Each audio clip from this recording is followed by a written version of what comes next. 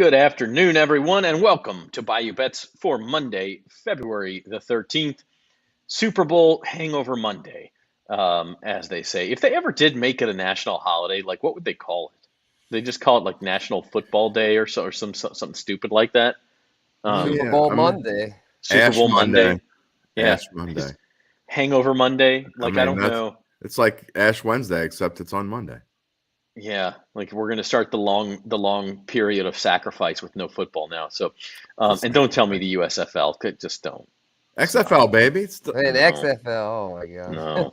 You can't say no because we're going to be selling that. We're going to be getting into it. Don't try to poo-poo. We'll talk a little XFL New Orleans Breakers. We'll talk a little New Orleans Breakers. All right, we got a busy show.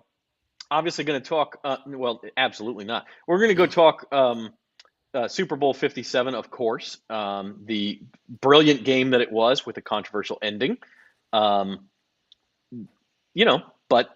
it happened. We'll talk about it. And we'll also talk about next year's Super Bowl odds, what we might think. We'll talk some Derek Carr to the Saints possibilities and a few other things that happened this weekend. Pelicans play tonight.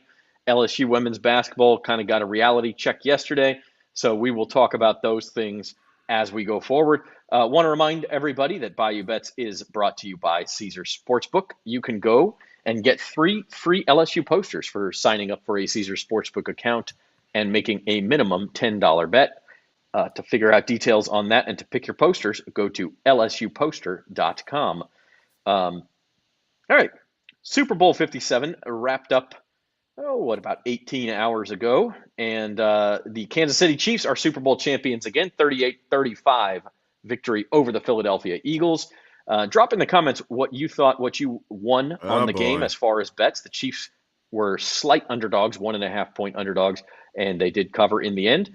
The over was good by about the end of the third quarter. So over bets were the ones to have there.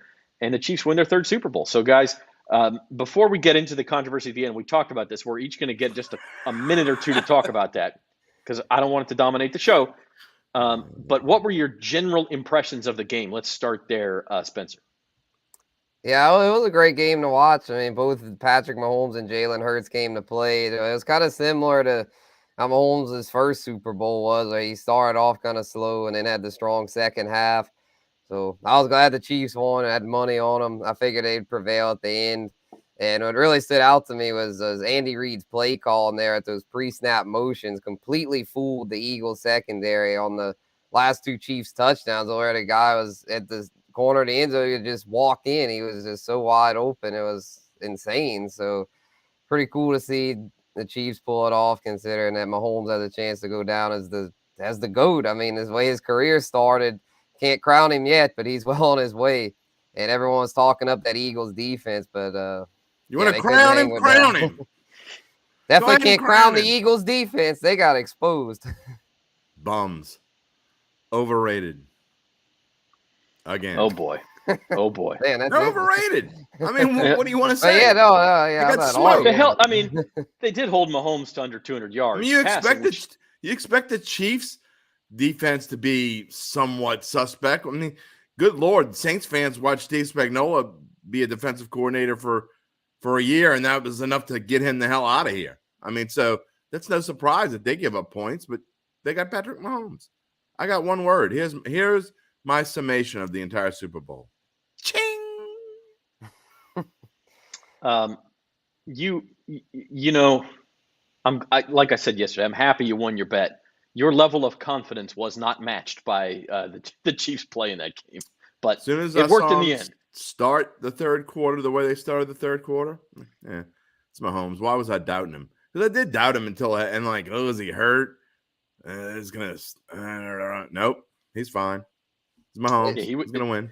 Well, and that was my takeaway. Is like if you look at that second half, and we all go into halftime thinking, Rihanna's playing, and if you're there for the football, which we are, and a lot of people are, you're thinking in the back of your head, what are they doing with Mahomes right now? They're giving him the Toradol and the anti-inflammatories and all that kind of stuff, and trying to get him ready. But he can't be 100%. He sure as hell looked 100%. It didn't matter. He threw one incompletion in the second half, one, and it was a throwaway because he was under pressure. Like you talk about brilliance. The guy just took over the game. Somebody First Take or one of these shows full of gas bags in the morning had a headline up. I was at the gym.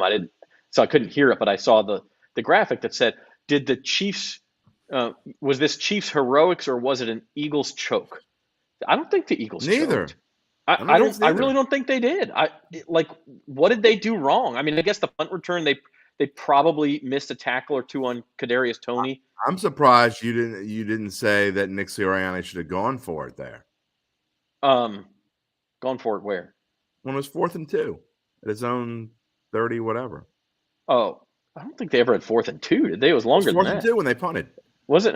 No, I mean, I'm fine with that in that situation. Although, again, you're giving the ball to Patrick Mahomes. I don't know that that's what you want to do. I thought it was longer than 2, but maybe I'm wrong. 4th and 2. So I mean, that's my takeaway is that, like, Philadelphia, if Jalen Hurts doesn't randomly drop the ball in the first half and give the Chiefs a touchdown, I mean, just give it to them. Shout out Mizzou's Nick Bolton. They would have been up 24-7 at halftime. And then you're at the point maybe where more than that. Yeah, with the way the Eagles can control the clock, even Patrick Mahomes is in deep trouble at that point.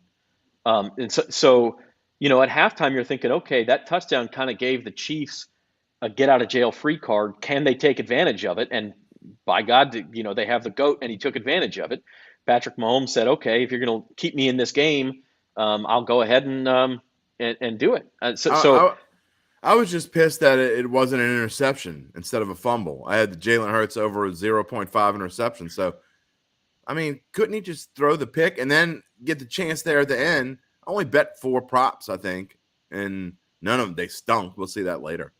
I'm glad 4/5 of my money was on the Chiefs, and I only bet a little bit. Last year, I bet a good bit on props. This year, I only bet a little bit because I really didn't love any of them. That's the wrong one. I hit 2 big parlays. There we go. So I'm very glad that was not a Hurts interception. I'm covering up Spencer's face. But that was like the easiest parlay in the world except for the Hurts interception. I was just kind of sweating out to the end. But none of those others were even close. And then I also hit this one for plus 1,100. And the only thing that was close there was Kelsey receiving yards. He had 70 at halftime and only had 11 in the second half. Same thing as last week. Well, championship week. He didn't get hardly anything in the second half because I guess they forget when they're doing their defensive game plan that the best tight end on the planet plays for Kansas City. And then, like, halftime, like, we got to stop that guy. And so then Juju's open. I mean, I don't get it. Yeah. All right. Let's spend 5 minutes on the defensive holding call. Here we go. And this, really a fatal call for the Eagles because, and where I kind of want to start with this is if they, if he doesn't hold him at all, right? Like, there's no question, doesn't even touch him, and Juju runs free into the end zone, one of 2 things happen. I think that pass was overthrown anyway, and it's incomplete. And if it's incomplete, obviously, best case scenario for the Eagles, they get a minute 45, have a timeout left to go get a field goal to tie or a touchdown to win. Worst case scenario for the Eagles is Juju runs free into the end zone and catches that pass and scores a touchdown. That's still much better for the Eagles than the penalty because they still get the ball back with a chance to tie, albeit needing a touchdown, but they would at least have had a chance. The penalty was fatal. So the question is, was it a penalty? Was it a terrible call? Was it something the refs should have stuck their flags in their pockets? We agreed that we'd each give each other about a minute and a half. So that's 4.5 minutes. We'd spend 5 minutes on this. Jim said you only needed 10 seconds. I want to start there because need that much. I don't even think Jim can say anything in 10 seconds. So let's see what we have. The live show counter is at 9:20. So Jim, go. James Bradbury, quote, "I was holding." That's it. That's all I need. Okay. I'm done. All right. Okay. Well, you lost your chance then. Spencer, what's your take on it? Because I know you said Mr. Urquhart, Horace was all over the NFL officiating about this. Yeah, he was furious. I was trying to calm him down because to me it's a call that, it was a little ticky-tack, but it could have been called. It was like 50-50. So it just, for the Eagles' sake and Eagles bettors, they were mad, but that can happen. They, Kit? They. He technically did tug the jersey slightly. It was kind of soft. I admit I'd be aggravated if I had bet the Eagles. I didn't, I bet the Chiefs, so I didn't care, but I'm trying to be non-biased here. So I do admit it was a little ticky-tack, but definitely not anywhere on the spectrum of the NOLA no call. I've heard people compare it to that. It's not even close. I mean, this was debatable. The NOLA no call is just clearly just a gaffe on the officials' part. This, I mean, the officials could have called it, could have not called it. It was in their hands. They decided to call it, so you got to live with it. And like Jim said, I mean, he admitted that he grabbed him. So, and you can see on the replay that he technically did grab him. I'm sure you could go watch the film, though, and point to other plays that they could have called. But at the end of the day, you got to be accountable for your actions, and he technically grabbed him. So, got to live with it. All right. Well, here's my take. I'm not sure we're going to need 5 minutes now, but I'll take my minute. Look, could it have been called? Yes. Should it have been called? This is one where, and Jim, on your podcast this morning, you went into this for 15 minutes. So if you want more, listen to Jim. But like one of the points you make is, well, the refs shouldn't magically stuff their flags in their pockets in the last 2 minutes. And I agree with that. I don't think they should. But if they have not been calling something, because what you said was not the whole Bradbury quote, right? He said, it was holding. I tugged his jersey. I was hoping they would let it slide. And my problem with it is that for 58 minutes, they did let that sort of thing slide. I mean, you don't think there was any jersey tugging for the first 58 minutes? Like, come on, of course there was. But they let it slide. And so he was hoping they would let it slide in the final 2 minutes. And they obviously didn't. What, by the letter of the law, was it a foul? Yes. I think those things always look worse when you slow them down and look at them frame by frame and you can see the jersey kind of tugging out. And like live, it didn't really look like anything to me. And you slow it down. Okay, yeah. I can see where they called that. But all I'm looking for in officiating is consistency. And for 58 minutes, they were letting this. I don't think they called a single penalty on either secondary for 58 minutes. And then they call that. And honestly, more than anything, because I won money. I had Chiefs futures. I also had the Eagles in a parlay with the over. So I was going to win money no matter who won that game. I was happy. But I just felt, and this is probably the bottom line, is you feel a little bit robbed of the ending that it could have been. And instead, the refs are deciding it on a ticky-tack call. So and why would the NFL invite that controversy? That's what I don't understand. I don't think well, here, I mean, you want to give me 30 more seconds. It wasn't ticky-tack. He held twice. Okay. He did not. And he did hold twice. Oh, he did. A hand in the back is not a hold. He pulled. He did this. He pulled. On the second one, he pulls. If you watch it again. So anyway, if you slow it down frame by frame. Here's my point that I made on Datitude. Had he one or the other may have been let go. We'll never know the answer to that. But the fact that he held twice, he holds the arm, and then when he lets go and turns around, has the arm around the body, and as Juju's pulling away, he grabs the jersey and pulls on him, enough to distract him. So I think one of those by themselves probably doesn't get a flag. We'll never know the answer to that. But the fact that he did it twice in the same play, I think the totality of the play, it doesn't matter. I mean, it's two different. You're talking about other calls. Dominic Foxworth, who's a former defensive back, thought it was holding on. You want to talk about the talking heads on ESPN. He brought up a good point. He said, you want to talk about some of the other ones and you go look at them. They're different kinds of plays and different kinds of routes. On this route, Juju's would have been able to break free into the end zone. The other ones were crossing routes where you're talking about some of the tugs that were different plays that might have been 5 yards. You're talking about a potential game-changing play. And again, last thing I'll say, as also said on the podcast, that if you don't call it and they kick a field goal, Philadelphia comes down and scores, we're having the same conversation. You may have the same answer, you may or may not. But the point is, we're having the same exact conversation if Philadelphia comes down at 100%. 10% of it. 100.1% chance we're having the same conversation. I promise. A flag is going to draw more attention than a no call, 99%. Really? Unless it's completely egregiously obvious, like 5 years later, right? We're still talking about a no call. I understand, but that one was, and I'm still pissed. My grandmother, who's never watched football in her life, could have called that one. This one, you're talking about such a little nuanced. Yeah, if you slow it down frame by frame, okay, look, it looked like he was holding there, and then it looked like he was here's holding. something we can agree on. If you watch it live, there's nothing there. Here's something we can agree on, and this is what aggravates me by social media morons. Okay, and I think you may not agree with the moron part because you're not going to say that kind of thing. I will, and I don't care. There's no conspiracy out there. I think we all three of us, I think, can agree with that. 100%. And it just boggles the mind. The NFL's cheating again. I'm so sick of the NFL cheating crap. I could go insane. The NFL scripted thing too. Like, who was the? I thought it was the supposed to be washed up 37, running 34. back?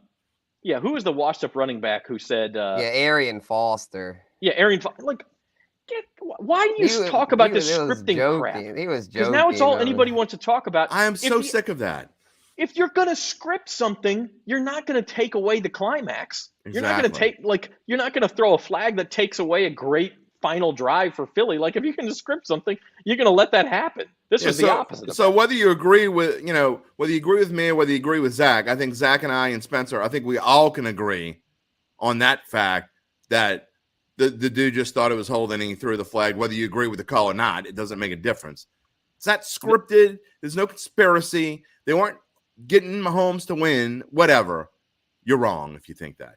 This is where I'm at. It's like you're telling me there was no secondary penalties in the entire game, and then all of a sudden on the play of the game, there I saw one. I mean, calm down, Mr. H.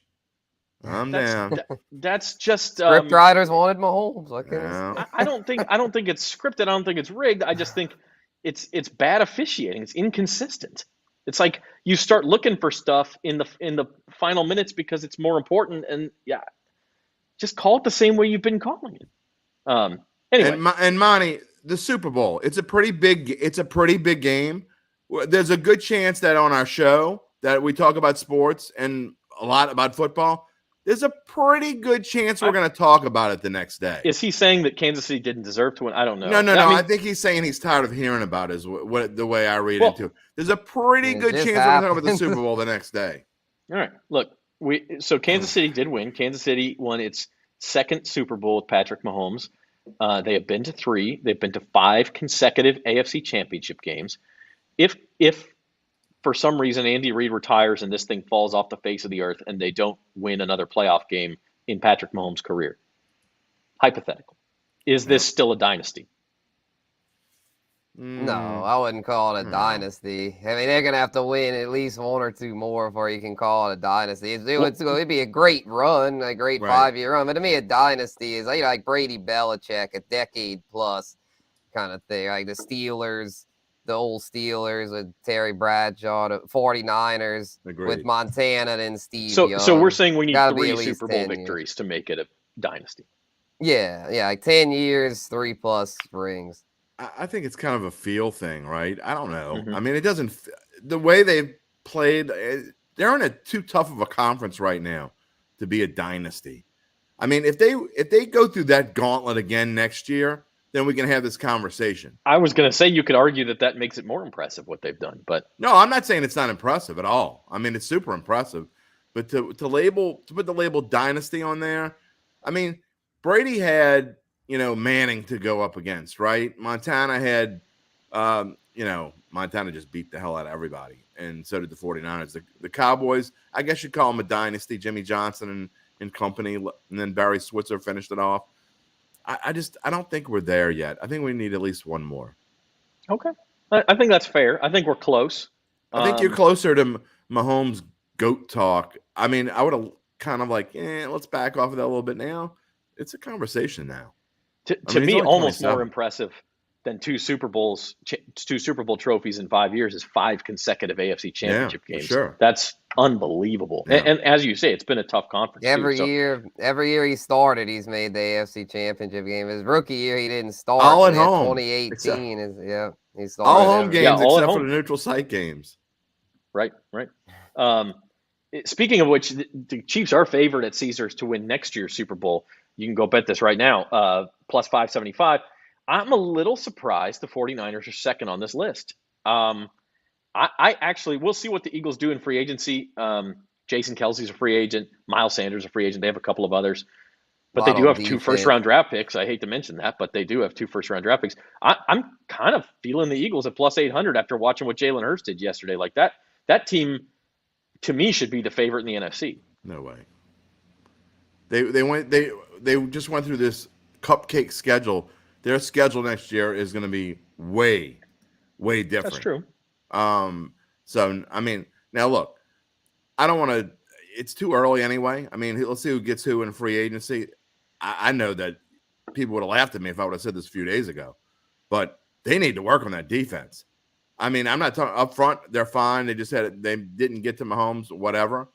Kansas City's offensive line was great. It was Oh, it yeah. was outstanding. But I mean, they did nothing. Their linebackers did nothing yesterday. Hassan Reddick, crickets. Exactly. I mean, and Ndamukong Suh is about ready to retire anyway. So I mean, and their backfield. I mean, besides the one hit that CJGJ or whatever the hell his name is put on Pacheco. I mean, what did they do? I mean, they gave up what? How many points in the second half? Yeah, they need to redo their secondary. 24? Their secondary stunk. Outside of Darius Slay, they need a secondary overhaul. For sure. I mean, Juju was killing them in that second Nobody half. was Just complaining short little about routes. CD Deuce this morning. The Saints fans weren't out there, ooh, can't believe we got rid of CD Deuce. They weren't saying that this morning. They didn't do jack. All right. Well, the top 8 teams on here, the ones in the list, are all playoff teams from last year. Then you get into Jets. Could the Jets get Aaron Rodgers or Derek Carr? Lions. They see the Saints at 50-1. I don't know, guys. Like, are you sure the Saints are 50-1? The Saints are 50-1. Yeah. Okay, good. That's interesting because they're 30-1 on MGM. Yeah, there are some big differences if you shop around. The Ravens was the one that caught my eye. I think at FanDuel, the Ravens are 16-1. You can get them for 30-1 at Caesars. So if you like the Ravens next year, which at 30-1, I don't hate it. I don't like it. You got to shop around on these things. The only thing with the Ravens is you just don't know what Lamar is going to do. Yeah, and they don't have an OC, so we if don't Lamar know comes back, I'm definitely not betting on him. Wow. Okay. Not a Super Bowl winning quarterback. Great threat. Not a Super Bowl winning quarterback. I'm going to guess some of our listeners like the Bengals at 9-1 here. What do you guys like? That's no value. I mean, I'm not playing anything right now, but I'd say I want a team to watch, man. I think I mentioned them before, the Lions there at 30-1. I really like the way they're building things over there. I like the Jets. Got a strong O-line. Yeah, the Jets could be sneaky too. The Jets get Aaron Rodgers, man. And I think he's probably going to Vegas. Now. Yeah. But, I mean, if the Jets were to get Aaron Rodgers, like, look out. Or, I mean, honestly, I know I can't wait to hear Uncle Big Nick when I say this. Jimmy G, Derek Carr. I mean, just get anybody in there who can move the ball a little bit. They're going to get somebody. They're not going to go through with Zach Wilson again. Yeah, I don't know. Nathaniel Hackett, though, is the OC. To me, that wasn't a very good hire. I know they've got talent, but don't be hating on Nate Hackett. Well, he's not a head coach. He's also got ties to Aaron Rodgers, which is, might have been the point. They also hired a quarterback's coach today who has ties to Derek Carr. Right. And I'm blanking on his name now. Yeah, the old Titans OC, Downing, I think is his name. Yeah, Todd Downing. That's right. Yeah. Who's Derek Carr's offensive coordinator and quarterback's coach in Oakland when he was there.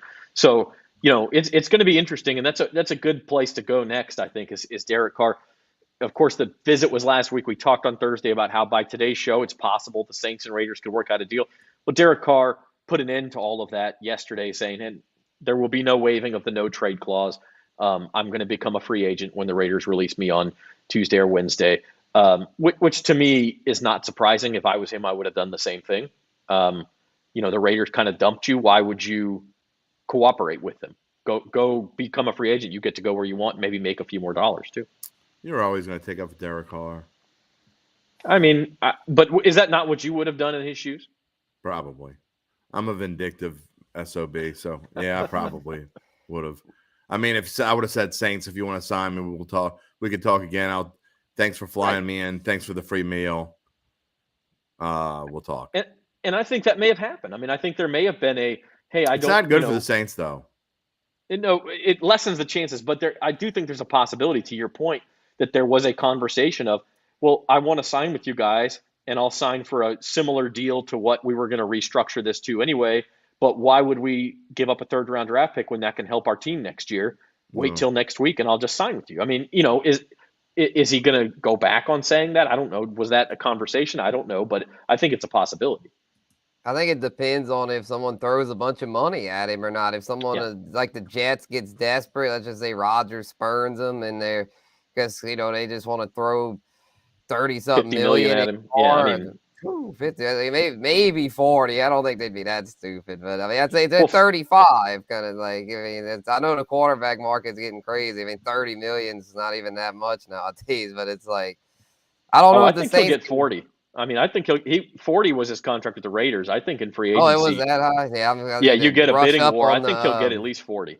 The quarterback salary, just how outrageous they've gotten. But I hate to say it, but I don't see the Saints being able to get him because with their cap situation, I doubt that they'll be able to swing that. The Saints are kind of in trouble as far as this. I mean, I know the cap's going up, but we'll have to see if Mickey Loomis can pull some more tricks out of his hat, because if not, they're going to be stuck with Andy Dalton starting again. You're not counting whether Derek Carr is willing to put a friendly salary if he gets the money that he wants.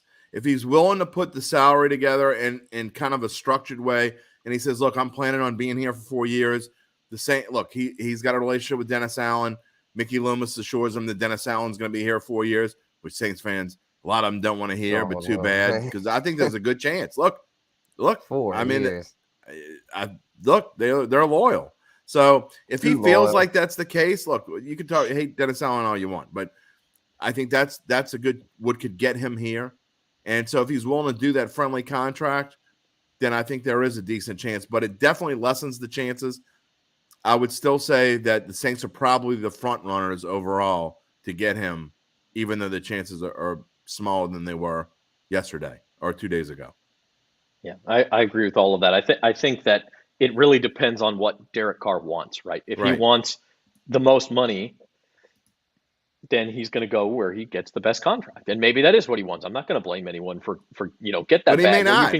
He may not. He may be willing to take a little bit less to go somewhere where he feels comfortable and thinks, A, I can win.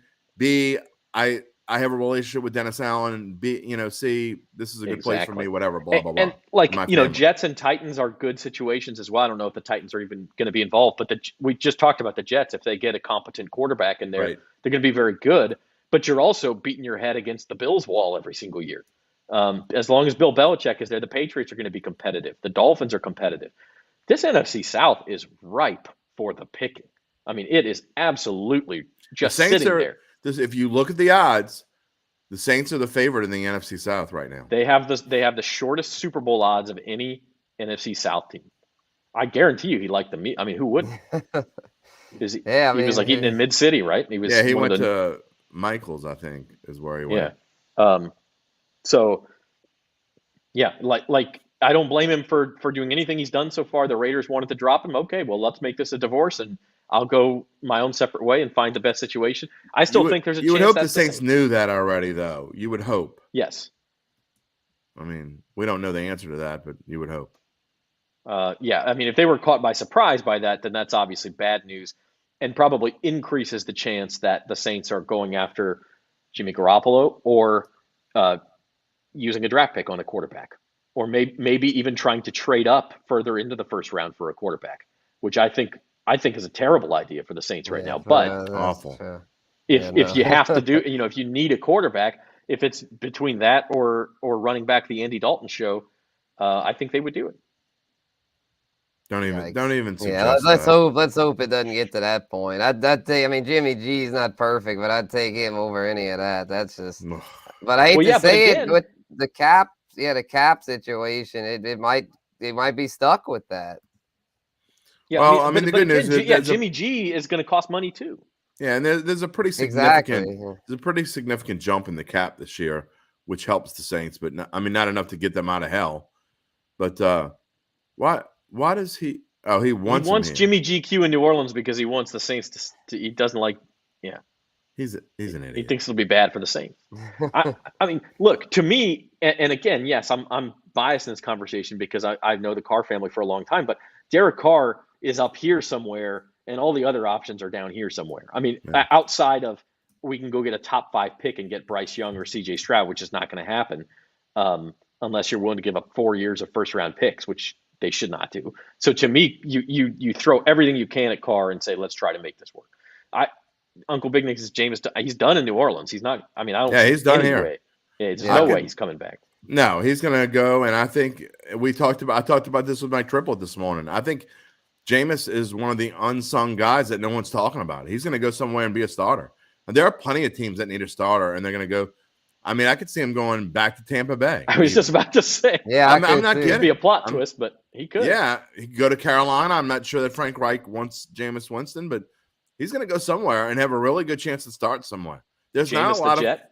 there is maybe, but I think it's a good chance it happens.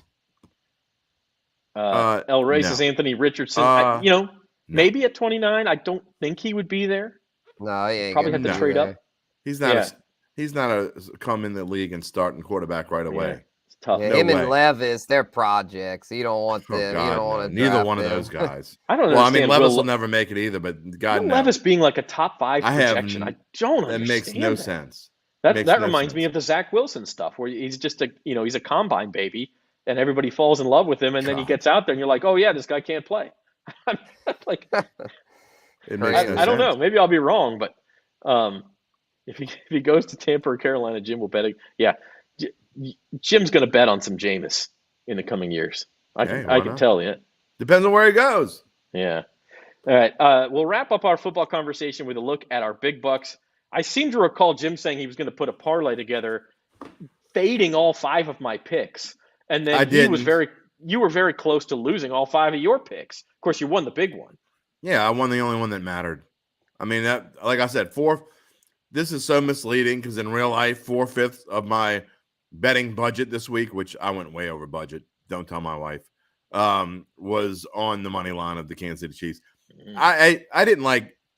Look, last year there were a bunch of props I liked. I had a whole sheet full, and I probably went 70%. This year I looked at them like, I don't like any of these props. I don't have feelings for any of them. I only bet the 4 you see here, and I bet 2 others. The other 2 I won. I should have bet the damn tails, Zach Ewing. I told you tails. Told you it was going to be tails. It was the first time. It was the second time in 6 years it's been tails. Told you it was going to be tails. Yeah. Okay. Anyway, bet on it next year. But I did not bet a whole lot on props. I just didn't feel it, and I didn't bet anything live. Which is weird for a Super Bowl because I usually bet some stuff live. I bet nothing. I put my phone down. It was face down from about the middle of the first quarter until the end of the game. It was face down, notifications off. Didn't Spencer the Guru, congratulations. You are the Big Bucks champion. Going away, by the way. Just smoked everybody. Yeah, I was a little nervous there with the last one. We upped the limit, but I was like, man, just do what I've been doing all year. Just cook up some clutch picks. And yeah, I've been pretty good with the Big Bucks here. Didn't have as good a year in Carville, but Big Bucks was just seeing it good, just seeing picking those 5, kind of narrowing it down, and it worked well for me this year. So have to hit up Devin Jackson, let him know that I've joined. You didn't do as well as Devin. I wouldn't go that Big far. Bucks champion. Oh yeah, he had all that Maction. He had Devin was on weapon. The heater of all heaters during college football last year. Yeah, by the way, in the Carville picks where I pick 8 games a week and we all pick against, and James Carville picks them too. Carville ended up winning that sucker by 1 game over me. Carville won. Wow. Yeah, we only had 2 different this week, and I had a 1-game lead on him, and he won both of them. I had the Eagles, he had the Chiefs, and then he had Hurst to score a touchdown. I did not. So I remain the only Times Picayune advocate employee to win Carville. I suppose that's true. I suppose that's true. Yeah, you'll soak that in, I'm sure. I did win these though. I showed these earlier, but a couple of $150 each, little $20 parlays. It spends. And this one, we'll cover Spence up for my parlays. It's okay. $15 at 1,100. plus Man, I 1100. was so mad that my parlay because of freaking Juju. All my legs hit, but the Juju under didn't hit because in the second half they quit covering him and he started doing something. I was like, dang it! I'd have really racked up if it wasn't for that.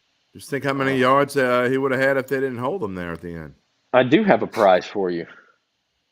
Yeah, It's a and Caesar's Goblin. yeah. Then the put it on his glasses head? on it. Yeah, There's something in here. Oh I don't know what God! this is. Oh God! You don't want that, Spence. It's not liquid. It's not liquid. Besides the fact Terry's that catching up. Was there a bad ref call against No, Eagles? there was not. I mean, no. The video showed that he did pull him. And look, even if that call's not made, the Eagles are still going to go down 3. They still got to go. Like, there's no guarantee they win the game, but they would have had a chance. So they were cheating. Yeah, we got to cool it with this team was cheated and should have won. And like, I get Saints fans because the no call, and that was an eerily similar situation, the no call, where it was like it would have given them a first down and allowed them to run the clock all the way out and then kick the chip shot, and instead they had to give the ball. Like, eerily similar situation, but it doesn't mean for sure that the Chiefs would not have won or anything like that. It's not rigged. It's not scripted. Stop it. And for those who didn't listen to Datitude and don't plan to, which I'm sure many people out there, good for you. My thing was this. I think it was more of people just wanted they wanted the happy ending, the great ending. I liken it to The Sopranos. If you watch the Sopranos series, greatest series of all time until that finale, which was god awful. The Sopranos series finale was awful.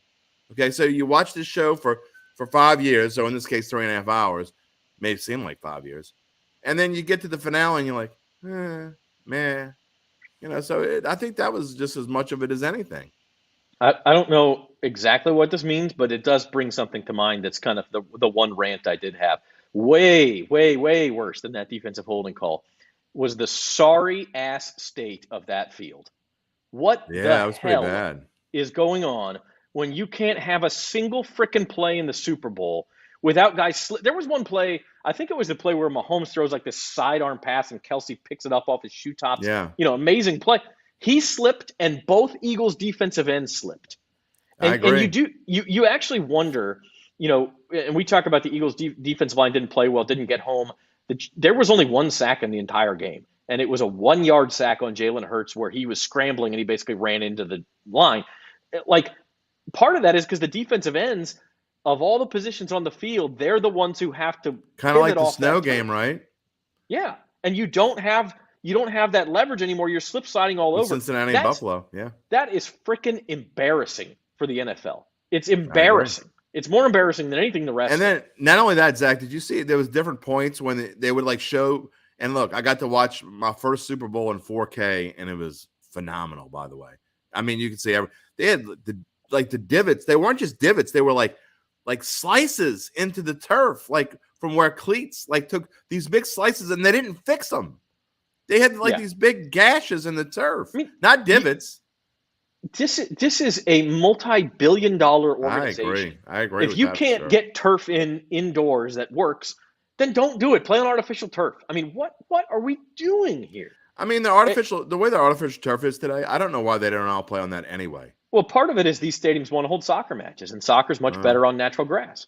That Vegas is the same way, and I get that. But you know what? Tottenham Hotspur Stadium, where the Saints played in London, they've got both. They've got and the way that they do it in Arizona, I don't know if you saw it, but they slide the field out. Yeah. And so they could easily, I mean, Super Bowl, how much would it cost? It only cost, I think it's like $50,000 or $75,000 for a turf. So, which is nothing. That's like pennies. Look, they could easily have one just for a Super Bowl.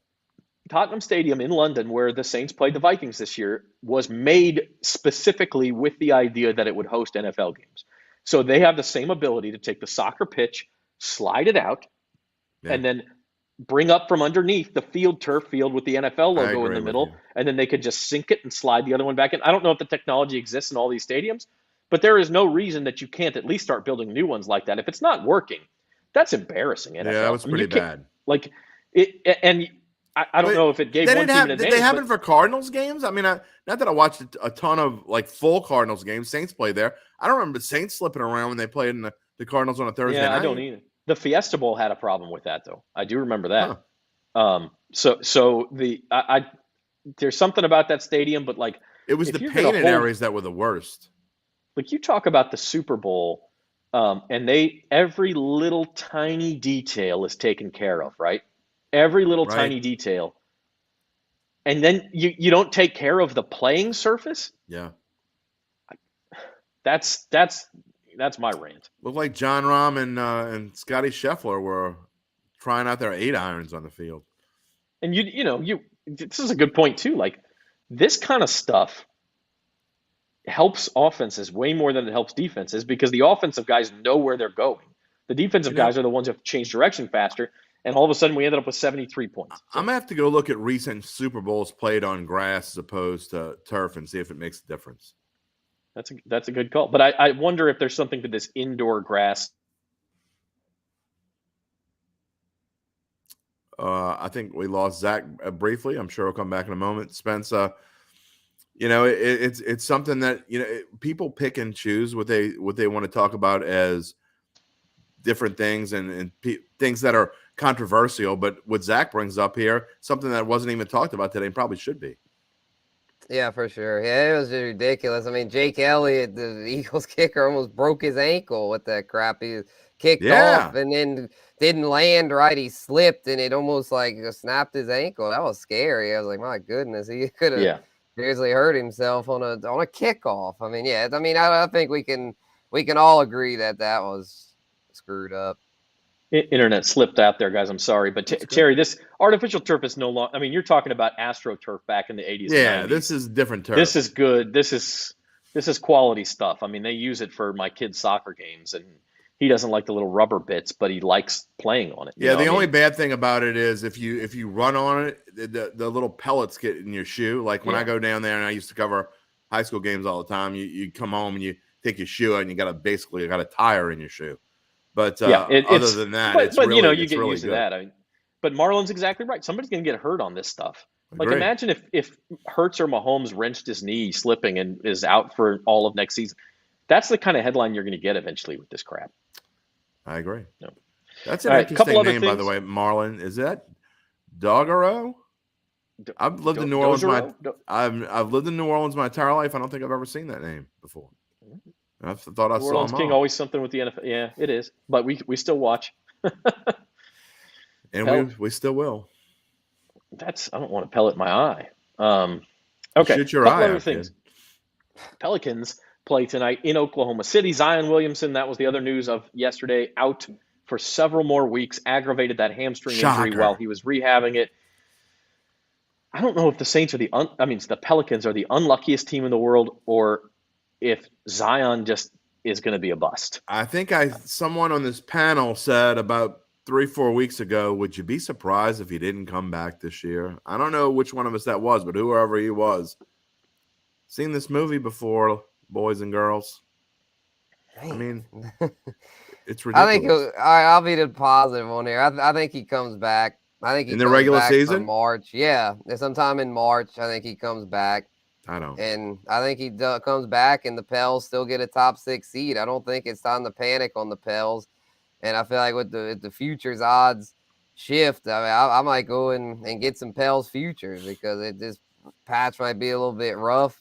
And I know everyone's throwing him under the bus, but the bottom line is when Zion's on the court, he's an elite player. And absolutely. I think he's going to get healthy and come that's back. Why I hesitate to call him a bust. Because when he plays, he's one of the best players in the NBA. Yeah, it's not his fault. It's a hamstring. It's not like other things. And he tried to come back and he pulled it again. I mean, he tweaked it again or whatever it is. But there are players throughout the course of every sport in history who are injury prone. And people say, oh, that's not injury prone, just bet. No, there are players that get hurt more than others. And Zion is obviously one of those.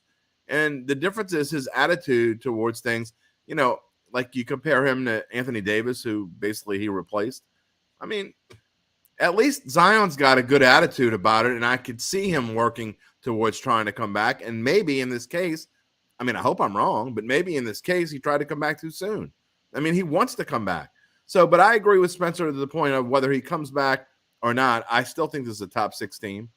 I think they're going to find a way to get in the top 6 because if you remember last year, Zach, when they realized Zach was gone and they're like, you know what, we can't count on Zion, they just started balling out and playing. And I think they're going to say, you know what, let's just go and let's just play this out like we're not getting Zion back. And I think they're going to. Yeah. I think when they come back from the break, I think they're going to play good ball. I really do. The issue is that that's good. There's so many.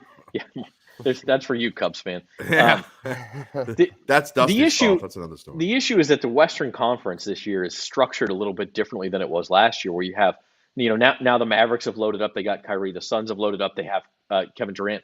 The Nuggets and Grizzlies have sort of a few games on the field. The top 6 is going to be very competitive. I mean, you're talking about you're probably going to need to beat out the Clippers and either the Mavericks or the Suns and the Kings who have a few games on you. Like, there's not a lot of margin for error right now. I think it's more likely the Pelicans end up either 7th or 8th and make it. 7th or 8th, you're in a pretty good spot to make it through the play-in, but. You say there's no margin of error, but there's also no margin of error for them either. Even the teams that are 3, 4, 5. I mean, any of those teams go on a 6-7 game losing streak, which is entirely possible. I mean, they're in the same boat. So, I mean, look, all the Pels have to do the rest. If they could play 600 ball the rest of the way, which is entirely possible, their schedule gets much easier. Going down, they have run through the gauntlet. They got beat up, and now the schedule gets easier. I think they're going to beat the teams they're supposed to beat. And I think they can play 600 ball. They can play 600 ball the rest of the way. They'll be in the top 6, and I think they're going to do that. All right. One team that will definitely play 600 ball the rest of the way is LSU's women's basketball team, but yesterday was not their day. 18-2, the game started in South Carolina's favor. LSU, to their credit, fought back from that. I think got as close as 3 points in the second quarter. They're down 10 at halftime, and then the second half was all Carolina. We talked about this.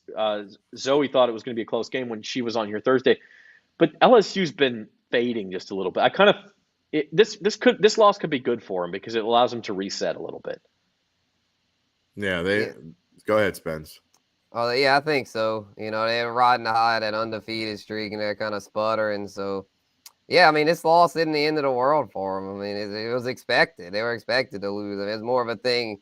From a betting perspective, disappointed they didn't cover because I thought they could cover the 12.5. But as far as their tournament picture, they'll still be either a 1 or 2 seed, and this doesn't really affect them on them. It should still be a 1 seed. I mean, they lost to the number 1 team as long as they don't blow any games against SEC teams, and they'll be just fine.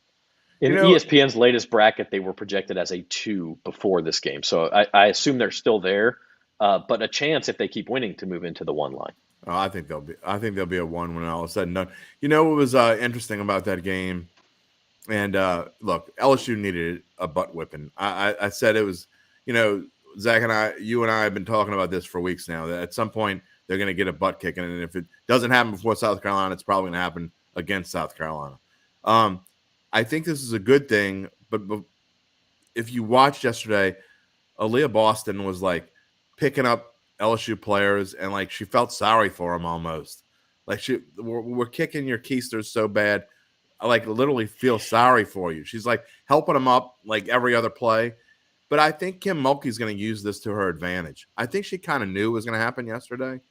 If anyone can use a butt kicking to their advantage, it's Kim Mulkey. So when they play them again in the SEC tournament, assuming they're on the opposite sides of the bracket and they play in the championship game, which I think there's a good chance of that, then this spread will probably be more like 13 or maybe 12 because it'll play been a neutral site. It won't be ridiculously juiced. But I will probably take LSU then because I'm going to be betting on Kim Mulkey, and I think that's where LSU can get their number 1 seed if they play them tight. I don't think they can beat them, but I think it can be a much better game the next time they play each other. Yeah, and let's keep this in perspective too. I mean, this team was preseason like number 15 for LSU. They're doing things unexpected. They're the 3rd favorite to win the title. Are they on the same level as South Carolina? No, I think it would take a significant upset. Everybody else. And yeah, it would be a toss-up if they play a Stanford or a UConn or an Indiana. Yeah, but sure. They could win those games. And they could upset South Carolina. It could happen. But just keep in perspective, even if that doesn't happen, if this team finishes the regular season 29-2 or whatever, and then makes a run to the Final Four and loses, that's an unbelievable season. That's an unbelievable second season for Kim Mulkey. And we saw Kentucky. We saw Kentucky upset South Carolina last year. So who knows? Yeah. But that was a senior LSU will be on the opposite half of the SEC bracket from Carolina as long as they don't lose twice more, because Tennessee is 10-2 in the SEC. LSU's 11-1, but they'll be the 2 and the 3 seed one way or the other, unless Didn't they already beat Tennessee? At 8-3. I think they did. So they have the tiebreaker. So even if they lose only once more, they'll be the 2 seed, not just on the opposite half. And the 3 seed, of course, is on the opposite half also. So it looks like we could see an SEC tournament championship rematch, and then maybe another one in the Final Four. I don't think anyone else is going to be at LSU. I think it's LSU and South Carolina and everybody else. And by the way, the SEC women's basketball tournament is in Greenville, South Carolina. So it'll be tough, but then maybe you play them again in Dallas in the Final Four. Possibly. So I wouldn't put that out of the question. All right, we're going to get out of here, but we enjoy everybody taking the time to listen to our Super Bowl takes. Hope you guys did well, and then we also have a poll question for you, which I did not make a graphic for, but we're asking you who will win next year's Super Bowl. Go to bet.NOLA.com to vote, and your options are the 2 teams who were in this year's Super Bowl, the Chiefs, or the Eagles, or the Bengals, or the 4th option is a write-in. You like the Bills, you like the 49ers, you like anybody else, write it in. Leave a comment on the story, and we will get to some of those on Thursday's show. We'll also talk LSU baseball is the national title favorite, and they are starting up on Friday, and we'll get into the NBA All-Star break and a bunch of other stuff. Daytona 500 this weekend as well. I'm sorry I'm going to miss it. You're not going to want to miss it. That's going to be fun. I'm sorry I won't be here. We appreciate everybody joining us. For Jim Derry and Spencer the Guru, this has been Bayou Bets. See you next time.